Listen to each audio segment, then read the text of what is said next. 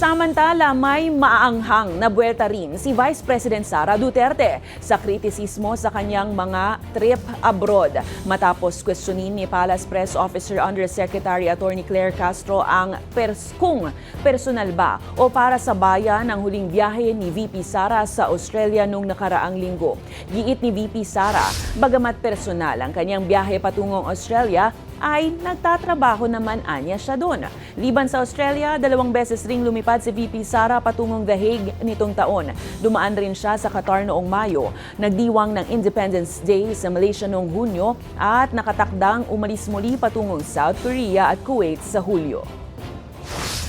Walang ginamit na pera ng gobyerno sa lakad na ito, pero nagtatrabaho pa rin ako. Sa official, ginamit namin ang pera ng gobyerno para sa lakad na ito, para sa trabaho namin sa Office of the Vice President. Yun. Hindi ibig sabihin na personal ay namamasyal. Kung hindi sila bobo, maiintindihan nila yung ginagawa ko. Bobo kasi sila kaya hindi nila naiintindihan.